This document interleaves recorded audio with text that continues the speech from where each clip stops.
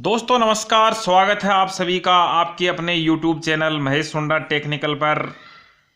दिनांक 26 अप्रैल 2021 की current affairs के साथ हम हाजिर हैं आपके साथ। आइए देखते हैं कि आज के करंट अफेयर्स में क्या क्या है।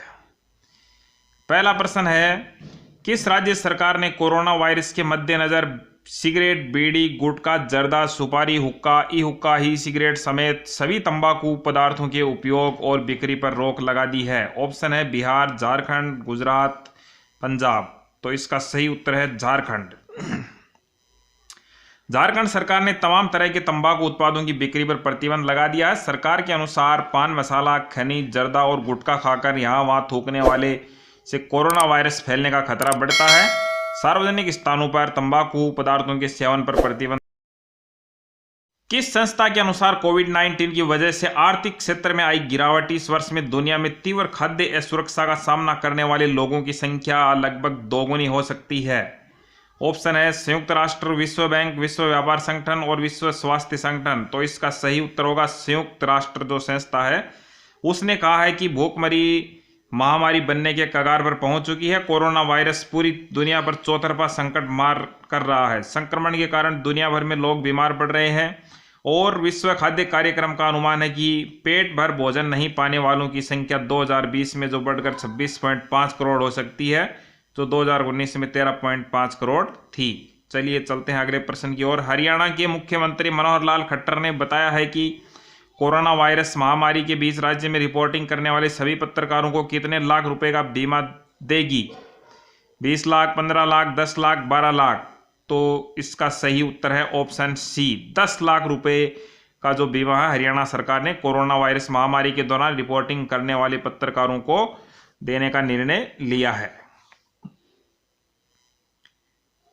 अगला प्रश्न है, फिच रेटिंग्स ने कोरोना वायरस महामारी के चलते लागू किए गए लॉकडाउन का हवाला देते हुए 2020-21 में भारत की आर्थिक वृद्धि दर का अनुमान घटाकर कितने प्रतिशत कर दिया है?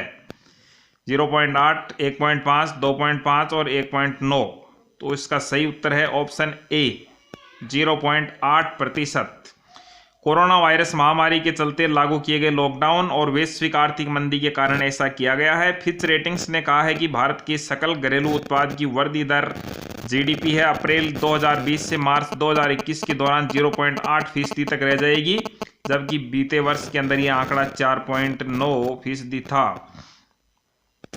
हालांकि 2021-22 में विकास दर 6.7% होने की उम्मीद है। वहीं 2020 कैलेंडर वर्ष की अंतिम तिमाही में ग्रोथ की 1.4% पर पहुंचने की उम्मीद है।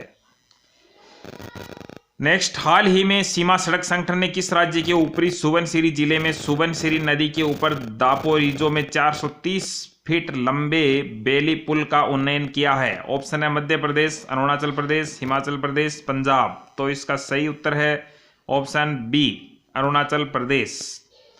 अभी तक इस पुल का वजन 24 टन था, जिसे अपग्रेड करके 40 टन किया गया है, जिससे भारी वाहनों की आवाजाही सुनिश्चित हो सकेगी।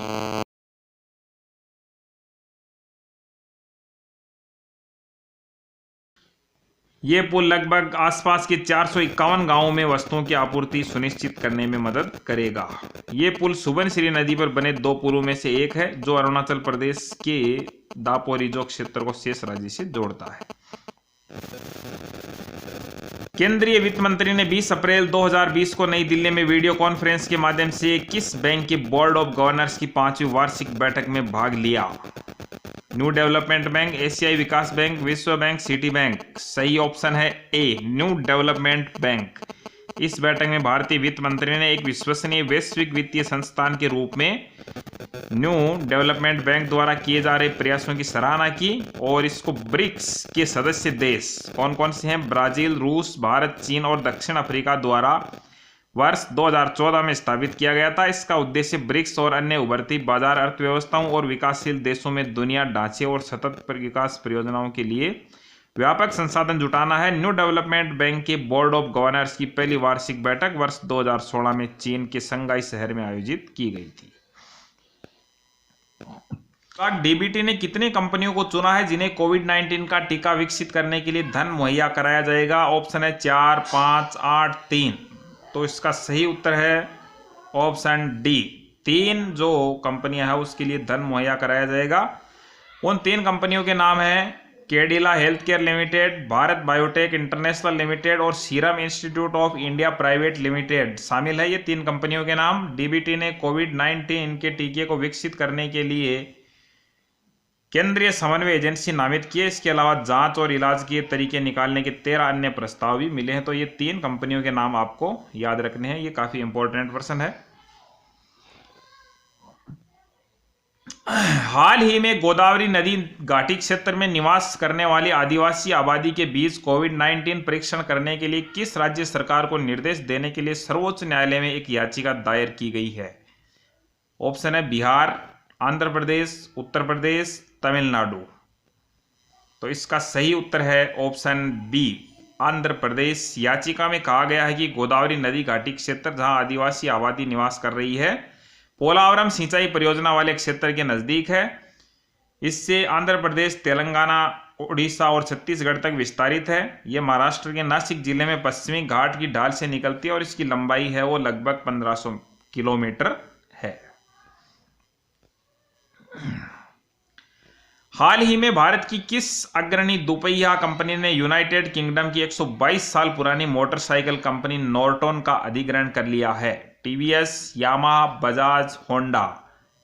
तो इसका सही उत्तर है टीवीएस, ऑप्शन ए।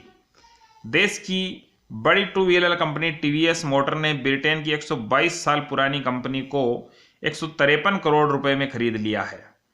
नॉर्टन दुनिया भर में जाने वाला एकमात्र प्रतिष्ठित ब्रिटिश ब्रांड है। ये मोटरसाइकिल ब्रिटेन का एक और बड़ी फेमस बाइक बनाने वाली कंपनी है, लेकिन हाल ही के दिनों में यह कंपनी परेशानी के दौर से गुजर रही थी। इसकी स्थापना जेम्स लैंसडाउन नॉर्टन ने बर्मिंघम में 1898 में की थी। वैश्विक rating agency standard and poor के अनुसार वित्त वर्ष 2021 में भारत की विकास दर कितने प्रतिशत रहेगी? ऑप्शन है 1.8, 2.5, 3.4 और 2.1। तो इसका सही उत्तर है ऑप्शन ए, 1.8%। वैश्विक rating agency standard and poor ने 2021 के लिए भारत के विकास का पूर्वानुमान जारी किया है।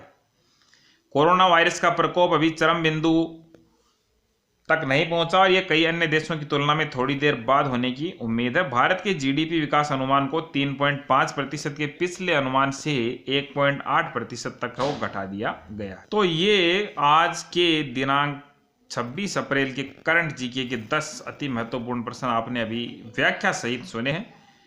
इसके बाद टेस्ट क्वेश्चन जो आज का प्रश्न है उसका उत्तर आपको देना, कमेंट करके बताना है। डीसीबी बैंक के फिर से एमडी और सीईओ कौन बने हैं?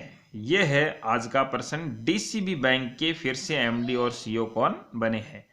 इसके ऑप्शन है रजनीश महाजन, मुरली एम नटराजन, सुनील शर्मा और एके गुप्ता। तो आपको इसका सही जवाब कमेंट बॉक्स में देना है।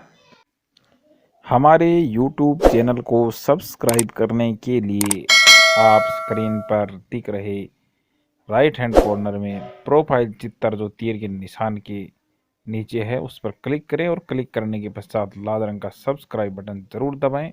आपका बहुत बहुत धन्यवाद।